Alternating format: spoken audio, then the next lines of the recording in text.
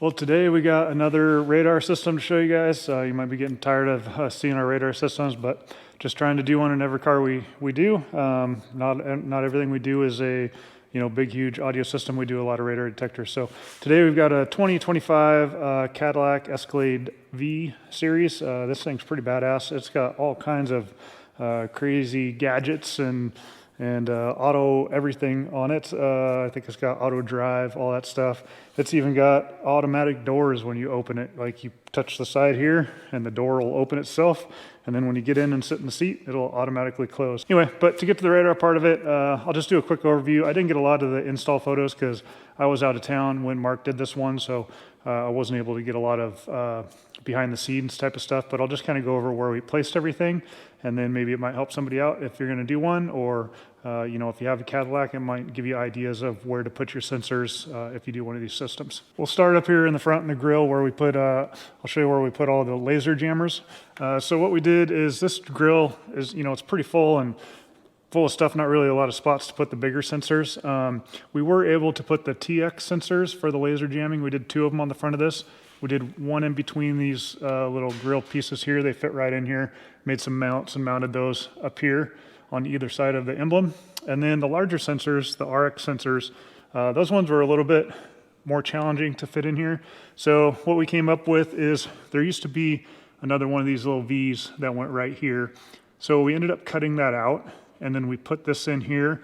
And then you could kind of see where we cut the edge out. You could see it right here. So what we did is we made a little acrylic filler to cover out where we cut that out. So I think it came out pretty clean. When you're looking at it from far away, you can't even tell they're there at all. Even up close, I think it looks pretty stealth, and with the black grill it blends in really well. It was a little bit of a challenge to figure that out, but now we know on future ones, if we do another one, that's probably the go-to place. As for the radar sensor, that's mounted back here behind the grill. Also, Mark made like an aluminum bracket that mounts to, and that's back behind here because it can see through plastic. So for the display, since this dash is, so full of screens everywhere, there's no knockouts like older cars would have that maybe you might be able to fit the display into.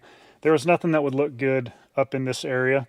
So what we did is up here by the rearview mirror, Mark made a little insert piece that forms to the shroud here that's behind the mirror. And so it pops out a little bit. It actually mounts to this centerpiece that you would pop off to get to pull all this stuff apart. So if servicing is really easy, you could just pull this and pop this off. And if you ever did pull this out, you could just replace this little tiny spot that this is mounted to, so it wouldn't be a very costly piece to replace. This also gets it up here where it's really easy to see, really easy to adjust, to mute if you need to mute it. And, it's not down in here where you might get your phone in the way, or, a cup holder's in the way of something, of reaching it. It's always right up here where nothing's going to be in the way of it. So I definitely say the back part of this install is probably my favorite part. When we were going over this with the customer, he wanted everything to be kind of as stealth as possible. He didn't want to see the sensors that were hanging down. Like my wife has a Yukon, and we did hers where it just kind of, pops down here, but he wasn't really too excited about that. So what we came up with is we first started talking about making some pods here or something so he couldn't see the sensors, and maybe it would match the lines of the vehicle. But then we started to look at it and we're like, okay, well, why don't we take this piece off and then router a hole in it, put the sensor in it, and then put an insert with some IR acrylic. So we were able to take this piece off. Mark put it on the router table, routed out, made a template and routed out the shape we wanted. And then he put the insert of the IR acrylic in there. So with it being black, you can't even really tell that we did anything to it. If you stand back a couple feet, it's really hard to even tell. It matches really well since this is gloss black. And so what he did in there is he also made some brackets to make sure that they were, level, parallel with each other, and not angled out towards the side of the road. They're flat inside there. So that worked out really good. And then same thing with the radar sensor. It's tucked back behind the bumper, made an aluminum mount to mount that too. And then, that's back behind here. So none of that's seen. Anyway, that pretty much covers this one. You're probably maybe looking at my shirt and go, man, that's not a very nice shirt. But I bought this in Montana, and this customer actually brought this car all the way to us from Montana. So I thought it was kind of fitting. It's one of my favorite shirts. So anyway, if you're offended, sorry. sorry about your luck.